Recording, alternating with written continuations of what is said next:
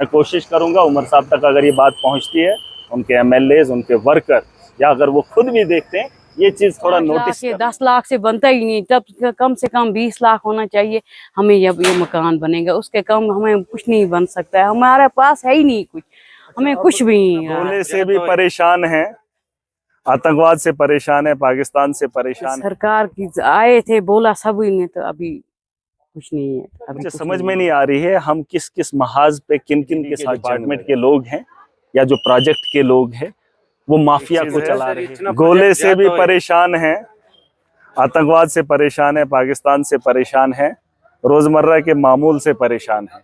जंग अगर पाकिस्तान से होती खाली तो लड़ लेते, लेकिन जंग से अलावा जो नुकसान होने का अंदेशा है, मुझे तो लगता है जो बगल में घर है और आप देखेंगे 33 kV लाइन है, पावर का प्रोजेक्ट बगल में है, लेकिन गाँव के अंदर इन्होंने टोचन करके इसको जो है थोड़ा सा पीस डाल के 33 kV की लाइन लगाई है।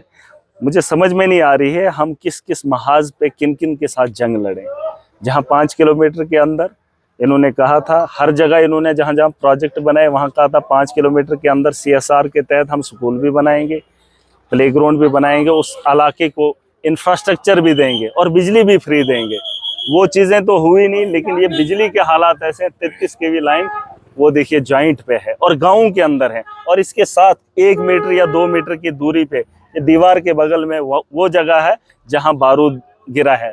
अगर खुदा न करे यहाँ पर बारूद लग जाता और ये 33 kV की लाइन गिर जाती, अगर लाइट होती तो पूरा का पूरा गांव जल जाता। बारूद से उतना नुकसान नहीं होता, लेकिन जितना नुकसान इससे होता, अगर इस पे पड़ जाता सच में क्या होता है आप अंदाजा भी नहीं कर सकते हैं। ये शर्म आनी चाहिए इन लोगों को। और जो PDD के डिपार्टमेंट के लोग हैं या जो प्रोजेक्ट के लोग हैं वो माफिया को चला रहे हैं, वो कुछ लोगों के जेब भर रहे हैं और ये लोग ये चीज़ें देखकर झेल रहे हैं। और कई सालों से किया हुआ वादा, यहाँ सरकार वादा पूरा नहीं करती है, उनके चेले चपेटे ये जो चोर लुटेरे हैं वो लोगों के हित में क्या ही काम करेंगे।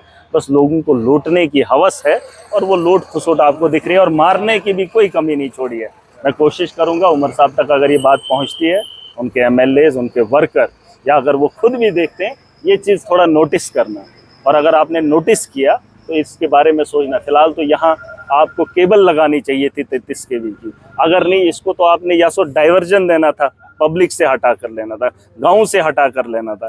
लेकिन फिर भी अगर बम से बारूद के लिए यहाँ पर देखने आए, मैं तो कहता हूँ अगर ये गिर जाए पूरा गांव खत्म हो जाएगा। उसके बारे में भी फिक्र कीजिए। इंसान जंग से नहीं मरता है, गोले से नहीं मरता है, गोली से नहीं मरता है, लेकिन जो तुम्हारे तरीके हैं उन तरीकों से इंसान रोज मर रहा है, और वो हालात हम नहीं देख पा रहे। मैं तो आया था आज पाकिस्तान की जो बमबारी से नुकसानात, लेकिन उससे ज़्यादा जो सरकारों ने यहाँ की आवाम के साथ धोखा किया, ये यहाँ की नहीं बल्कि पूरे जम्मू कश्मीर के अंदर जहाँ जहाँ मैं जाता हूँ मुश्किल हालात से लोग गुजर रहे हैं, और रोज़मर्रा की ज़िंदगी में रोज़ तुम्हारे लोगों की वजह से कत्ल आवाम के होते हैं। रुबीना बेगम। क्या जगह का नाम क्या है?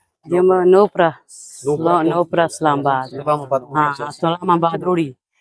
बस ये शेल गिरा इस पे, तो बस रात के 2 बजे गिरा शेल, उसी वक्त आग लग गई।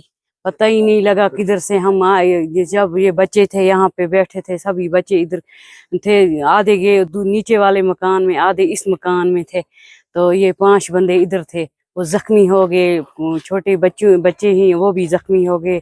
ये खुद मेरे घर वाला वो भी जख्मी हो गया है, और बच्चे भी जख्मी हो गए। उस वक्त आग लग गई, जब तो हम उस नाले के ऊपर भागने लगे, उधर चलने लगे, उधर के उसकी तरफ गए, सब भी था। ये आग लग गई, इधर कोई नहीं था उस वक्त बचाने वाला, कुछ नहीं था। तो हम बस पूरा मकान जल गया। जो ये कपड़े हैं हमें बस यही है, हमारे पास यही लगे थे, और हमारे पास कुछ भी नहीं बचा, वो सब जल के राख हो गया। सरकार की आए थे, बोला सब ने, तो अभी कुछ नहीं है, अभी कुछ नहीं मिला। तो आपके रहने का इंतजाम किया? कहीं भी कहीं कुछ नहीं है, कहीं भी आप कहीं नहीं। पड़ोसी के घर में रहते हैं, पड़ोसी के घर में रहते हैं। हम दोनों ही भाई हैं, जिन्हें हम सब खत्म हो गया। हम दोनों एक पड़ोसी के घर में, दूसरा दूसरे के पड़ोसी के घर में। हमें अभी कुछ नहीं, अभी कुछ नहीं दिया सरकार से। आप क्या मांग? हमारा मांग है, देखो हमारी मकान की क्या हालत है, हमारे मकान में कुछ नहीं बचा है। तो ये मत है, ये हमने बनाया मजदूरी करके, मेहनत करके बनाया है, खून पसीना करके। हम मुलाजिम नहीं थे, हमारे पास था ही नहीं कुछ, यही मजदूरी करते थे, माल मवेशी था, ये बेच कर ये हमने मकान बनाए थे। तो जब हमारे पास कुछ नहीं रहा ही, तो आपको पता ही आप कितनी महंगाई है आज, कुछ नहीं 5 लाख या 10 लाख से बनता ही नहीं, तब कम से कम 20 लाख होना चाहिए हमें जब ये मकान बनेगा, उसके कम हमें कुछ नहीं बन सकता है। हमारे पास है ही नहीं कुछ, हमें कुछ भी नहीं रहा है, खत्म हो गई, सब कुछ खत्म हो गया हमारे पास। जंग खत्म हो गई, अब डरते हैं आप?